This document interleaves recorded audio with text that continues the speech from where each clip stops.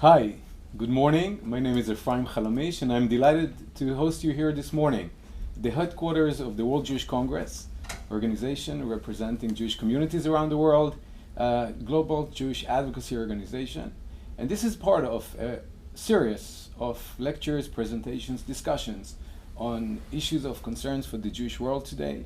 I'm part of the JD Corp, which is part of the World Jewish Congress, and I'm delighted this morning to host Charles Usher Smalls here with me all the way from Canada. Thanks for coming. Thank you. Just to introduce you briefly, you started the Institute for Global Anti-Semitism Policy and Research. You are a graduate of McGill University and a PhD from Oxford, and you really dedicated your life to the research and learning and doing in the field of modern anti-Semitism. I'm just curious, what made you start this institute? Why did you decide to dedicate your life to the study of modern anti-Semitism? So, to make a long story short, I think growing up in Quebec, in Montreal, the Jewish community was sort of stuck between two competing forces of people of French origin and British or English origin, and the Jews were the quintessential other. And I think it was a special Jewish community that people like Erwin Kotler, Ruth Weiss, Mordechai Richler, Leonard Cohen, Irving Layton, there was sort of a vibrant intellectual environment, and we were a community that was really between two competing forces. And I think anti-Semitism and nationalism was always sort of there. But to make a long story short, I studied these issues in my academic career at the McGill and the University of London and Oxford, and then I was part in the University of Montreal, which was a French university. We were part of a unit looking at nationalism and minority rights. And then I studied, and I was teaching in Israel. I was at Ben Gurion University and Tel Aviv University. And while I was there, I was part of a group of intellectuals, Palestinian and Israeli intellectuals, that were trying to have rapprochement. And to make a long story short, there I discovered the writings of the Muslim Brotherhood. I had gone to great universities in the Western world and had no idea who the Muslim Brotherhood was. And in the late 1990s, started to read everything I could about these issues and became very concerned. And then in 2003, Elie Wiesel and Kofi Annan had the first conference on anti-Semitism at the United Nations here in New York. And out of that conference, a group of scholars who were becoming concerned of the rise of political Islam got together, and we created ISGAP, the Institute for the Study of Global Anti-Semitism and Policy. And Elie Wiesel, who I was an acquaintance of from Montreal, he had a sister that survived, and she was in Montreal at my family's synagogue. And to make a long story short, he became the first honorary president of ISGAP. And it grew, and we started doing academic research seminars. We brought it to Yale for 5 years. And then in 2007, our headquarters is now in New York. And we do academic programming at Columbia, McGill, La Sapienza in Rome, the Sorbonne. We have a program in Kiev. And we do a teacher training program at Oxford, where we bring professors from all over the world to teach them how to deal with contemporary issues of anti-Semitism and to create courses for curriculum. We have now 90 graduates teaching in more than 20 countries on contemporary anti-Semitism. So clearly, Charles, this kind of little vision and your own personal story help you to build this wonderful initiative and the Institute. People watch us around the world, and I'm always curious. We use sometimes the word anti-Semitism very lightly, sometimes the right context, sometimes out of the context. Why do you think we should care so much about anti-Semitism today? Especially, people who do not necessarily deal with the issues on a daily basis. Why it's still quite an important issue? Right. So number one, I think as a Jewish community throughout the world, and the World Jewish Congress does fantastic work around the world, so I know you have important constituents and leadership from the world Jewish community watching and participating in your work. And I think, first of all, it's a very important issue that confronts the future of the Jewish people, be it the delegitimization and dehumanization of Israel, the Jewish homeland. Israel is being attacked ideologically and politically and militarily on a daily basis. But increasingly, those of us, the diaspora communities that have a strong affiliation with Israel, as Israel's been demonized and debased as a colonial, racist, Nazi state, it's become the garbage can of the world, despite being the only democracy in the region, a vibrant democracy in the region.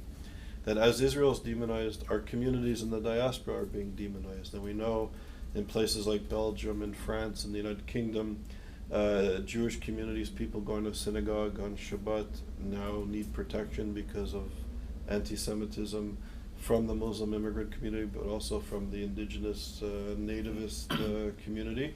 And we also know that on university campuses in Western Europe, the United States, Canada, the demonization of Israel has now been legitimized, and it's now mainstream education at our finest universities. So the focus, the delegitimization of Israel, while collectively we ignore the human rights abuses of radical political Islam, and the problem increases, affects more and more people in Egypt and Syria and Iraq, 600,000 people murdered, 15 million refugees from the region, threatening the stability of more countries in the region, and all, in a sense, started by anti-Semitism, because these reactionary forces use Nazi ideology as a core element of its belief. We have collectively in the West turned a blind eye to it, focused our criticism on Israel, and now we're beginning to wake up to realize there's a catastrophe in the Middle East which is beginning to spill over into Turkey, into Europe, and we're confronting with the rise of nationalism now. So you're saying that anti-Semitism in today's world is not only an abstract concept or an academic research topic, it's actually an area which is growing and people feel the effect on a daily basis. You mentioned a couple of regions. Let's start from here in the United States. We host you here in New York. People talk a lot about the rise of anti-Semitism in America, which is always shocking when people look at the numbers or the trends. You hear different numbers about the rise of anti-Semitic events here in America. How should we react when we get the numbers? Are they correct? Are they incorrect? How should we analyze anti-Semitism in today's America? Right. So I think, first of all, the existing surveys like the ADL and other surveys by the World Jewish Congress give us an indication of what's happening. But actually, ISGAP is leading a project with members of the World Jewish Congress and the Simon Wiesenthal Center and the ADL and human rights organizations and scholars trying to devise a tool, algorithms, and contemporary, modern, technologically advanced tools to measure anti-Semitism, because we don't measure it so efficiently. So that's number one. We're trying to get a handle on what's happening. But as Elie Wiesel always said, anti-Semitism begins with Jews, but it never ends with Jews. And I think the fact of what happened in Charlottesville, for example, people marching saying the most racist and anti-Semitic slogans imaginable. What was striking to me is that these extreme nationalists, white supremacists, KKK members, they didn't wear sheets. They have the courage and they feel comfortable enough not to wear sheets. They don't have to hide their identity because they're not going to be punished by their families, by their communities, and in their careers. So that to me marks a significant shift in the acceptability of racism and anti-Semitism in the United States. And I would argue it shouldn't come as a shock, because the United States of America, under the previous administration and this administration, as well as other administrations, have been engaging a reactionary social movement, namely political Islam, be it the Brotherhood in Egypt or the Iranian revolutionary regime. They've done a deal with them, they do business with them, and I don't think that we can contain hatred. If we legitimize the Iranian regime that calls for the extermination of Jews, that basically denies any semblance of human rights and the recognition of minorities based on their twisted ideology, if we do business with them, I don't think we should be surprised that that similar ideology, both rooted in Nazi ideology, in fact political Islam is rooted at its core in Nazi anti-Semitic ideology, we shouldn't be so surprised if this begins to be sort of springing up in Charlottesville or in St. Louis, Missouri. When we legitimize that regime, when we do business, when Boeing does business, when we transfer billions of dollars to these hate-filled social movements, I think that the impact is not just local over there, but it's beginning to affect us over here. I actually want to dig a little bit deeper on this point that you mentioned. You're trying to show connection between what's happening locally, whether it's Charlottesville or local events in the Middle East, and kind of global anti-Semitism. Because at the end of the day, Charles, you really dedicated your life, and hopefully you will keep doing a lot of work in this space to kind of understanding global anti-Semitism or global trends in anti-Semitism. And I always wonder what's the connection between the local and the global. We always say politics is local, right? But you're talking about global anti-Semitism. Maybe you can explain our viewers a little bit how you see the connection between local events and global movement, or why we should think about anti-Semitism as both global and local. So I think, two quick points. I think first of all, political Islam has its ideological roots in the most pernicious, vile, violent forms of anti-Semitism. They essentially took the protocols of the Elders of Zion, which justified removing Jews from European society, justified putting them into concentration camps, and ultimately exterminating them. This same text is now popular, and it's been popularized by the Muslim Brotherhood and other political Islamist movements in the region. They use, and I'm choosing my words carefully, Nazi ideology, Nazi anti-Semitism at the core of its ideology, fusing it with a twisted view of Islam, and promoting this form of hatred, the delegitimization of Israel. So this has been going on for, the Muslim Brotherhood is about 100 years old. This movement has been going on, this anti-Semitism has been going on for many decades. And we in the West, for the last 2 generations, under the leadership of postmodernity, Edward Said, Michel Foucault, the sort of postmodern moment, it was a taboo to criticize any peoples who were once colonized. If you start being critical of the Palestinian Liberation Movement or other societies in the region, you were somehow being neo-colonial and regressive under Edward Said's worldview. And this is a dominant view in the best universities in New York, in the United States, and beyond. And focusing, delegitimizing Israel while we remain silent to this reactionary movement has enabled the space in the region for political Islam to grow, to take over institutions in society, and to wreak havoc. So it's happening in the Middle East. At the same time, we allow the delegitimization of Israel. Israel cannot be accepted under this rejectionist ideology. And in the West, we have tolerated the intolerable, if you will. And I think that this has legitimized the demonization of Israel, which demonizes Jews in the West. And we see this is a regime that doesn't respect the equality of women, of gay people, of religious minorities, of Kurds, of Yazidis, of Baha'is. And for people to espouse liberal, postmodern views and sort of ignore the rights of minorities in the region, eventually this will come back to haunt us. Charles, you mentioned two terms or two movements. One is about delegitimization of Israel, and the other one is a global anti-Semitism. And as you know well, especially with respect to academia and campuses here in America, there's been a growing debate about the fine line between these two terms. And I think people are always craving for more clarity. One example would be the debate at Harvard University a few years ago about the divestment movement on campus, and I think the president at the time, which I think he published a piece with you guys about that, Professor Larry Summers, he had a very specific view how heads of universities should communicate to its members, to the community more generally, what universities should or should not do with respect to delegitimization of Israel, divestment, and etc. So what's your take on the state of academia and where we're heading from here? Right. So I think the dominant view in the academy and in the media of record in the United States is to heavily critique Israel, if not demonize it. I think that's the prevailing view. And if you have that view, if you're a journalist or if you're an emerging scholar, if you have that view, that type of anti-Semitism is not only tolerable, it's your rite of passage. The more you could denounce the only democratic country in the world, the more your career will probably advance. So the connection between classical forms of anti-Semitism and the demonization of Israel. Ed Kaplan at Yale University and myself, we did a major study interviewing 5,000 people in 10 European countries and asked them a series of questions about classical forms of anti-Semitism and Israel bashing. And what we found was the levels of anti-Semitism and Israel bashers were relatively low, but those who were Israel bashers are 13 times more likely than the average population to be anti-Semitic.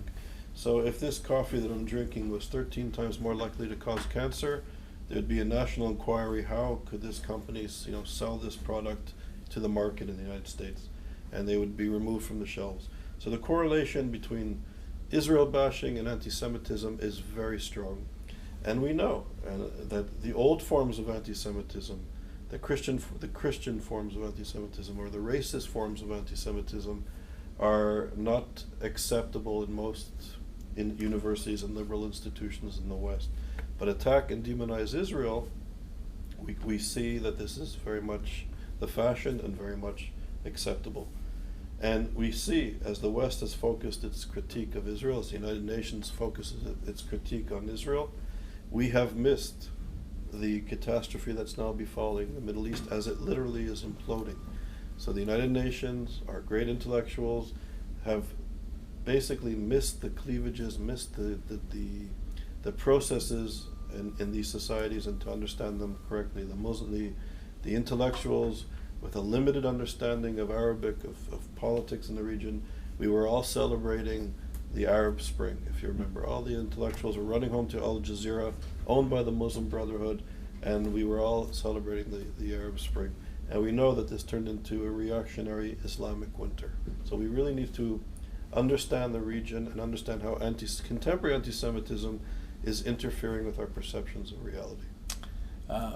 Very interesting, Charles. I just want to remind our viewers that they can submit online questions online, and we would be delighted to try and respond to many of them. So if I take your point kind of to the next level, and I think about the next crisis, whether it's an American academic institution or European one, how do you think the leadership of a leading academic institution should react when these kind of calls or demands come up? Because I think we should learn from the past, but we should also think about the future, because I think that we can all learn how to handle these kind of situations. In other words, I think it's critical from kind of academic integrity to maintain freedom of expression, freedom of academic work on campus, but at the same time to protect these Jewish interests. How do you think the next crisis should be handled? So I'm not sure if it's the next crisis. I think what we have to evaluate, and one of the research projects that ISGAP is doing, is looking at the Muslim Brotherhood and the influence of Islamist funding on American universities. So American universities, many of the American universities are taking funds from the Gulf, from Qatar, from Saudi Arabia, and foundations that are not only anti-Semitic, they promote a sexist, homophobic, anti-democratic ideology. So what does it mean when universities build institutes that are funded by political Islamists who have a very particular view of Islam, who have a very particular view of democratic societies, who have a very negative view of members of a university community? Should they be taking funds from that? Should they be promoting the curriculum and the intellectual worldview of anti-democratic reactionary forces? What are we teaching? What are we unable to teach as a result of taking funds from these countries? So the very core institutions that are key to the future of our democratic society. Because I'm Jewish because my mother's Jewish. My mother was Jewish because her mother's Jewish. We inherit our identities.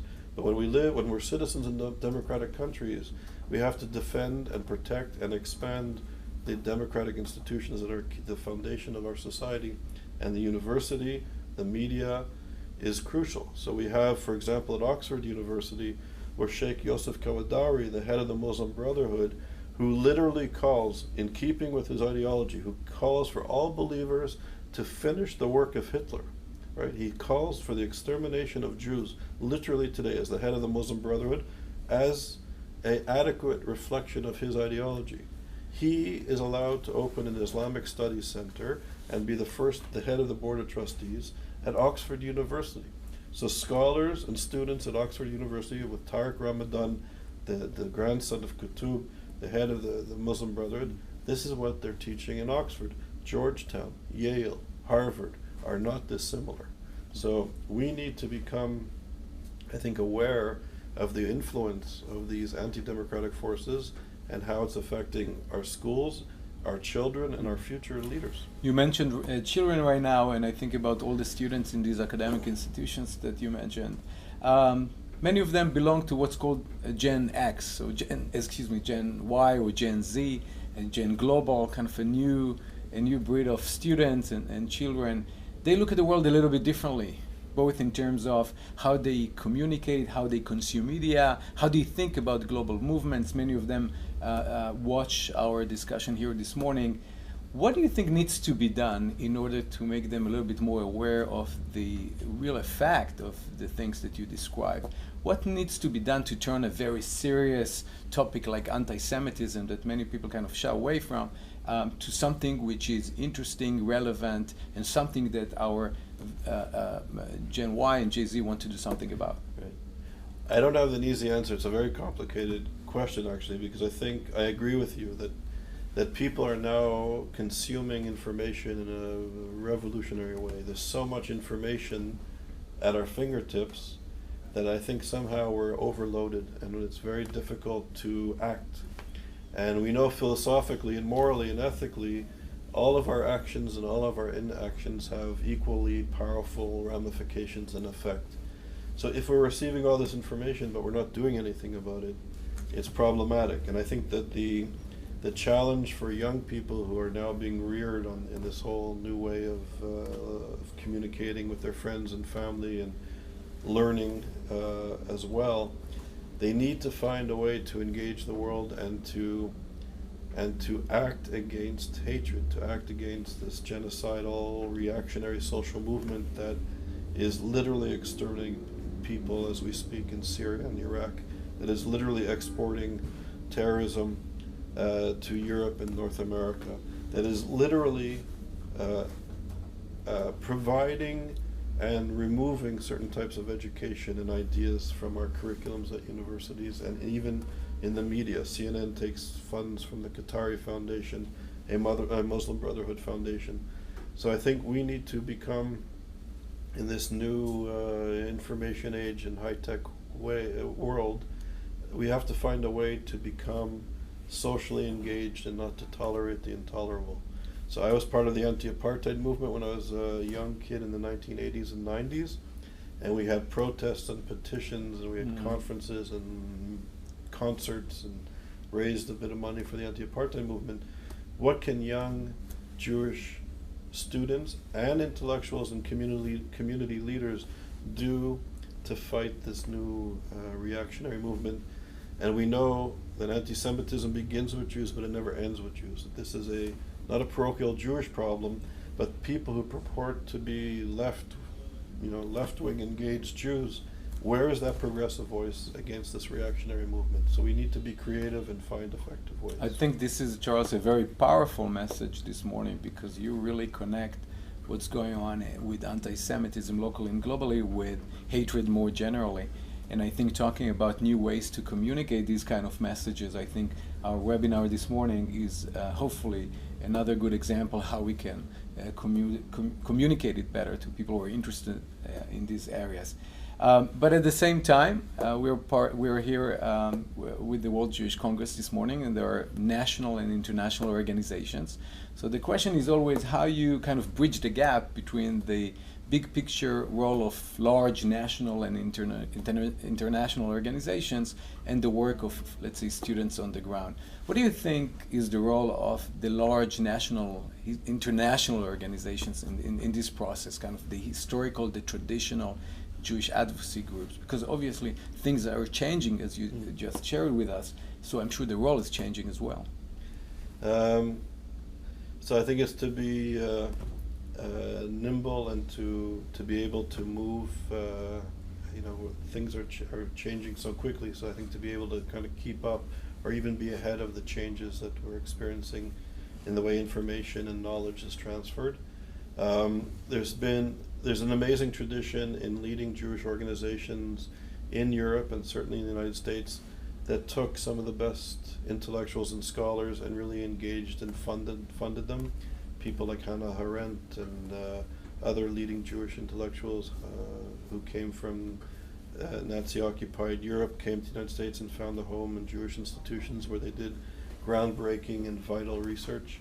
I think that the organization should take a little bit of a longer-term approach while kind of reacting to the quick-paced reality, and to ground their work more substantially, I think, in thought, intellect at the highest intellectual levels.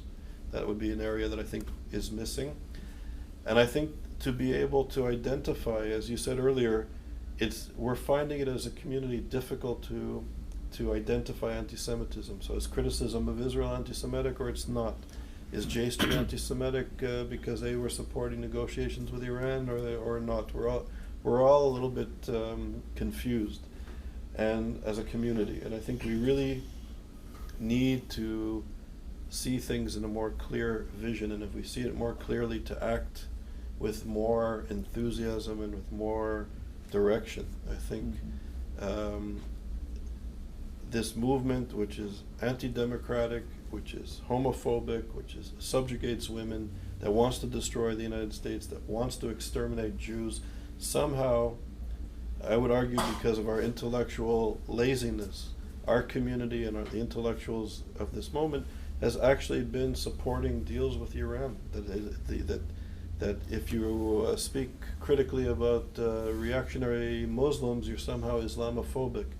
When Mr. Koulibaly went into the kosher market in Paris two or 3 hours before Shabbat and asked people if they were Jewish, and when the young men said they were Jewish, assassinated them at point-blank range, when the leader of the free world actually says that this is some random act in some Delhi, when we know that Koulibaly was a jihadist. He was fulfilling the mandate of what his ideology told him to do, to go and kill Jews. When we are intellectually dishonest about what's going on, it's very dangerous. I think we have to really engage these issues, know what anti-Semitism is, and take a strong, proud position as Jews. But also, anti-Semitism begins with Jews but never ends with Jews. This is an issue of citizenship, of democratic principles, of rights of women, gay people, of Africans, of Asians, and this is the challenge of our day. And bringing back the conversation to the personal, that's how it all started. And you do a lot of work with these intellectuals, and you partner with top universities around the world, from England to United States to other locations. When you share these views with your colleagues, academics and others, on a personal note, I'm sure it's very hard to differentiate between your own personal story, your own personal view, and the topics that you deal with. How do they react? I'm sure it's very hard, on one hand, to partner with academic institutions, but at the same time to criticize them. Yeah. So how do you do that? It's a great question. So, I was just telling a colleague earlier, when I was part of the anti-apartheid movement, and I worked with the leadership of the African National Congress, and I was in South Africa staying in townships and in squatter camps, and it was an amazing experience. I learned much. But in those days, if you were an anti-apartheid activist, you were like a cool guy. There was popular culture and music, and you were on sort of the critical crowd. There was respect. Fighting anti-Semitism has been much more difficult and much less popular. And I think it's been a taboo to even in the university you can speak and study about the history of anti-Semitism. You can study and discuss the history of dead Jews, but discuss living Jews, discuss Israel, discuss anti-Zionism as a form of anti-Semitism, and there's a silencing that's taking place. And it's almost a taboo. I think what we're trying to do is break a taboo by creating a space for faculty and students to study and engage these issues in a high caliber way. And I'll just say this, at the beginning it was very difficult. Universities didn't want our program. At Oxford, for example, our program was accepted, and then the Middle East Studies Association and the department at Oxford labeled our program as a Zionist propaganda institute and tried to close us down. But it was liberal, non-Jewish intellectuals who really believed in academic freedom that insisted that we stayed. Two women threatened to resign if our program was canceled. So it stayed, but we were very suspect and not very popular. But with Brexit, with the rise of anti-Semitism in the United Kingdom, with the rise of nationalism in Europe, more and more liberal intellectuals, I'd say in the last 2 years, are really beginning to understand that this is a serious issue to engage. So I think there's a bit of a shift. And now that the Vatican is working with us, the Italian Parliament, we had a conference at the Italian Parliament 2 weeks ago, looking at anti-Semitism as a strategic threat to Europe. We met with government officials, representatives from NATO, and they're very much, I think, concerned about how Israel's being demonized and how this connects to some of the threats that they're facing. I think your response is especially timely in light of the results of the elections that you saw recently from Austria to some other parts of Europe. You mentioned that you met the leadership of the Vatican a few days ago, and I think you put together a very interesting program with the leadership of Europe more generally. What's the way they think about nationalism in Europe in connection with our discussion this morning about anti-Semitism? It's a good question. So I found it was interesting. I'm a skeptic. I'm a bit of a critical thinker. But for the last 2 or 3 years in the Vatican, and certainly in the Italian government, and in France to some extent, and I think it's beginning in England, you keep hearing people say that the problems of the Jews and the problems of the Israelis are our problems. So the Vatican is beginning to see the treatment of Christians in the Middle East as something very dangerous and negative, and they're beginning slowly, I think, to speak out and to act against it. And the rise of extreme nationalism that also uses anti-Semitism, classical forms of anti-Semitism. They're less anti-Israel, but they're more anti-Semitic. I think the alarm bells are being rung in Europe, and that people realize that their silence on the demonization of Israel for the last generation or two, their silence on the rise of political Islam has created a vacuum where nationalists are beginning to rise and threaten their fellow citizens. So there's an awareness, and I hope it will become more significant as time goes on. You mentioned before the need to bridge the gap between kind of reactions daily and kind of long-term strategy of our kind of next generation and also the Jewish leadership more generally. If you think about the next 3, 5, 10 years, what kind of work do you think you're going to do 5 or 10 years from now? What kind of issues you will have to deal with, and what's your dream scenario in terms of kind of winning strategies for you? Because obviously, I'm sure on a personal level, you would, on one hand, you want to see many of these problems disappear. On the other hand, you want to make a bigger difference, to do more, and to collaborate with many of our partners here this morning. So what kind of things you're going to deal with 5 or 10 years from now? So I think that the threat of these reactionary social movements in the Middle East, and now the emergence of them in the United States, the beginning of it in the United States and in Europe, are basic challenges to our democratic principles and basic notions of citizenship. So I think that we in the community and in the human rights community need to take a more active role in learning what's at stake, learning who the enemy is, and to begin to develop strategies to confront it. I also think that we need to call on our leadership at the highest levels that foreign policy also needs to be run in an ethical manner. When Boeing is doing business with the Iranian revolutionary regime that's calling for the extermination of a group of people, it's really got to stop. I also think that our leaders and intellectuals need to understand that even while the Nazis were rising to power, if we can learn from history, the industrialists in the United States, in Canada, and in Western countries were dealing with the Nazis because they thought, well, they're anti-communist, so we'll deal with them. And we know how horrifically that issue ended. So when our leaders of industry are engaging Islamists who want to exterminate groups of people and subjugate groups of people, I think that our leadership, our community, needs to speak out very clearly about this. And I think this is what's going to be at stake now. As the deal with Iran is beginning to be reevaluated, I think our community really needs to understand how, what are the power dynamics involved in negotiating or not negotiating this new deal? What is the role of Siemens? What's the role of the aerospace industry in ensuring that this deal is maintained? What are the implications for human rights in Iran? And what are the implications for human rights in the United States if this type of deal stands? I see.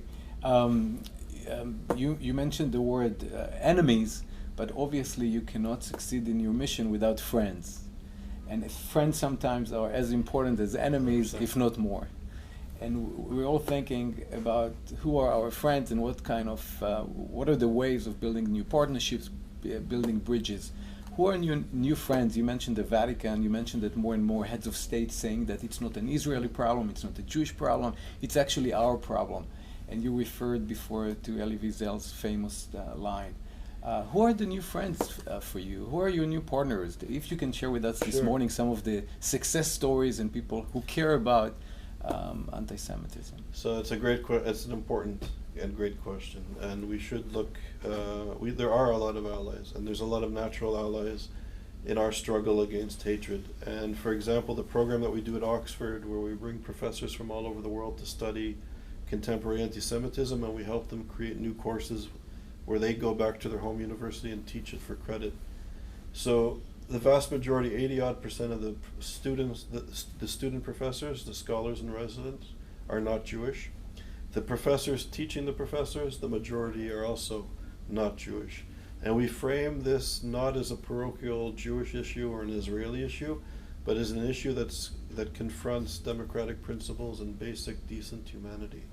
And we work with dissidents from El Azhar University in Egypt, the home of the Muslim Brotherhood, where this individual risks his life fighting anti-Semitism. We have people at the Quilliam Foundation, Muslim intellectuals of Pakistani origin, of African origin, that teach us how anti-Semitism is being used to hijack their mosques and to divide communities and families. And they are some of the bravest, most outspoken critics of anti-Semitism. The liberal intellectual that defended our program at Oxford, that people who believe in democratic principles will stand with us sometimes. And I think as the threat of this reactionary social movement increases globally, we do have more and more friends, and there are more constituents that care about these issues in the women's movement, in gender studies, in gay studies, in the study of religious minorities and the other. I think more and more people are becoming aware that this is a threat to all of humanity, not just to Israel and the Jews. And if I'm not wrong, Charles, once a year, I think it's summertime, you try to bring many of these leaders and intellectuals for your summer program. Although the fall now in New York feels like summer, but maybe you can take us back a few weeks and share with us what's so unique about bringing all these new friends, partners, intellectual scholars to one place to talk about the issues in a very direct, transparent, and kind of warm environment. Right. So first of all, I think it's the greatest program that I've ever been involved with, and it's really taken on a momentum. And we invite professors and scholars, but we also are beginning to invite postdocs and some graduate students. So anybody listening who's interested, we're going to do a call for applications later this week for our next summer program, which will be the 29th of July 2018 for 2 weeks in Oxford. And we engage the scholars for 3 months. And it's incredible. One of my colleagues, Professor Olufemi Van, who we studied together in Oxford when we were younger, he's originally from Nigeria, and he's the preeminent historian in West African history. He's at the Wilson Center at Amherst College in Massachusetts now. And for example, this is something I never knew. He traces the 3 waves of jihad from Saudi Arabia down through the Maghreb into West Africa. And he shows, for example, how British colonialism worked with Islamists and jihadists 300 or 400 years ago to impose rule on West Africa. So I had no idea of this. So suddenly, this is not just a Jewish parochial issue, but people like Femi Vaughan look at the history of North Africa and West Africa and show the violent imposition of jihadists on that part of the world going back 1,500 years. So we situate what's happening today into a global interdisciplinary historical context, and working with Muslim dissidents and great intellectuals from Israel, from Europe. It's an amazing experience, and I think it shifts people, because in this sort of postmodern age, we're almost an intellectual quicksand. We can't criticize those who once colonized.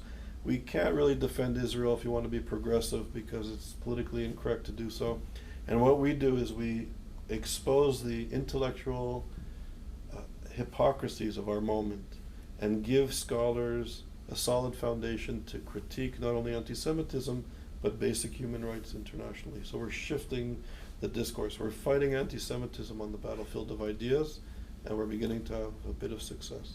It's very interesting, Charles. Most of the examples you gave are friends from the other side of the world, other religions, other states.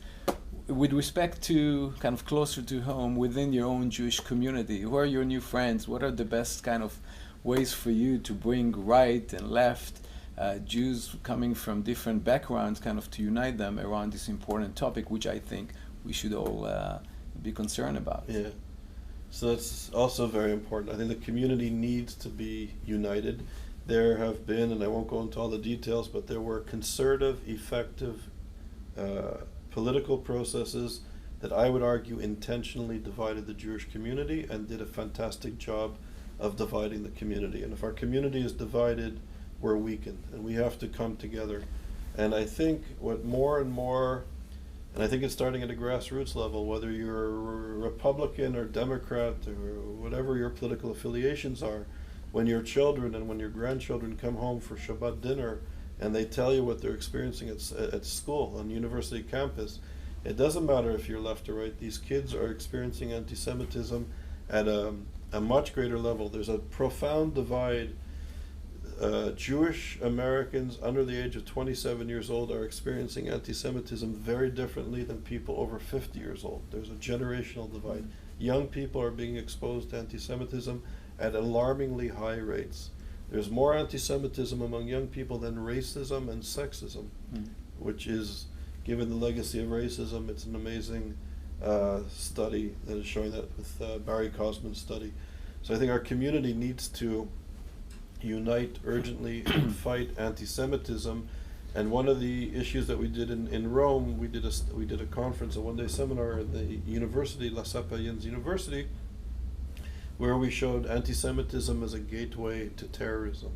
So this is not just a Jewish parochial issue. This is not just a Republican Democratic issue.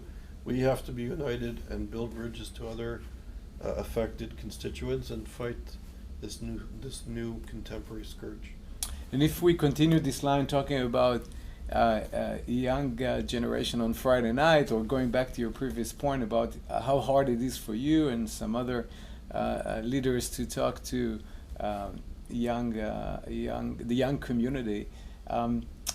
One way to do that, from my experience with other worlds, is music, is film. And I know that you've been involved recently with film production, and you're getting more and more into the film business. Yeah. So one would wonder why you were so interested in film. Why do you think that film, or the film world, is a great way to tell a story or to communicate with new audiences? So it's a good point. So when I was young, I actually did documentary films with the Canadian National Film Board. Some documentaries on racism and anti-Semitism in the 1980s. So I have a film background. So having that background, I know sometimes in the ivory tower, when we discuss these issues in the corridors of universities or in the classroom, we're somehow disconnected from large society. And I have a childhood friend named Ian Halprin, and Ian is a very successful filmmaker. He did the most successful made-for-television documentary on the life of Michael Jackson, and he does sort of more entertainment, investigative journalism. He's also the only Canadian to be #1 on the New York Times bestsellers list. So he's really operating in a more popular culture. And I was bugging him for probably 10 years, asking him to try to do a film on anti-Semitism that would make it more accessible and popular. And he finally reneged his opposition, and he agreed to do this film. So we looked at Roger Waters as the foil and looking at the BDS movement in contemporary culture and sort of taking the academic ideas and making it more accessible to a popular film. So we just released it in Toronto. We had the world premiere in Toronto 2 weeks ago. Tonight there's a premiere in Montreal. And we're using the Canadian context sort of as a test market, and we will start to release it in the US in about a few weeks. So we hope this will cause people to begin to address or engage the issues at a more popular level. That's wonderful. I know we're very close towards the end of the conversation. Your work takes you all over the world. I would like to finish on a little bit lighter kind of note, because obviously we covered many different serious topics. You travel the world, you see different communities, different cultures.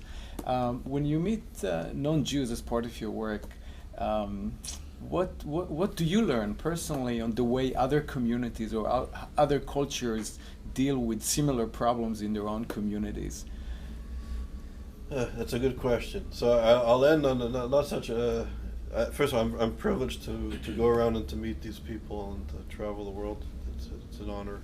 But I'll just end with an interesting note. At the Durban II conference at the United Nations in Geneva, it was on Yom HaShoah, and Ahmadinejad was speaking at the UN, and we had the protest Durban 1 on the same day. And I was on a panel discussion with Professor Erwin Kotler, people from Darfur, people from Rwanda, talking about genocide. And I was speaking about incitement to genocide and how the Iranian revolutionary regime and political Islam in general were inciting to genocide against Jews. And I spoke, and at the end of my session, about a dozen people from the Rwandan mission at the United Nations came and said, "We must take you for coffee." And we went out for coffee, and I never met people from Rwanda, so I was a bit, exotic. It's a little bit exotic. Confused. I don't know why they wanted to speak to me. Mm-hmm. And we sat around for coffee, and they implored me to go back to the United States, to go back to the Jewish community in the United States, to go to intellectuals, to go to the media.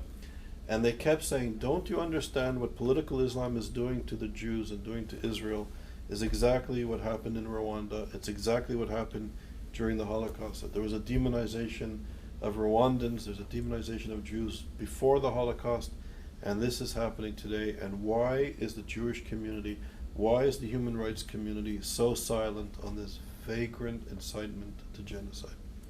And that was a lesson that I learned. So Rwandans appear to be more concerned sometimes than some of our leaders. And Muslims I get the same reaction from Muslims, from Muslim intellectuals and Muslim political leaders. Why is the American Jewish community so soft on political Islam? They don't understand. So what this privilege of traveling the world has made me realize is that we have friends. We have leaders, non-Jewish leaders, even in the Islamic world, speaking out against anti-Semitism in the most forceful, heroic way possible. And they do it more so than many of our own leaders and our own constituents. And I'm sure many of them pay personal price for that. They really risk their safety and not only their safety, but the safety of their families in doing what they do. So there are examples of true friends and allies, true defenders of democratic principles. And that for me has been, at the one hand, I guess, surprising, but also very inspirational. So since I failed in my efforts to keep it a little bit lighter towards the end, Sorry. Not at all. So when you travel and you don't meet these heroes around the world who are so courageous and they do this important work for their communities, for other communities, what keeps you busy when you're not dealing with anti-Semitism? I'm sure many of our viewers, especially the younger ones, are wondering. Yeah, no, I think I work a little bit too hard at times, but music is a great escape and inspiration. So I try to hear good concerts when I'm traveling. And I've had the good fortune of actually studying Torah and Talmud with Rabbi Akiva Zweig, who has been helping me learn, and I think learning, and I think appreciating, is focusing on anti-Semitism. Anti-Semitism really at some level has nothing to do with Judaism.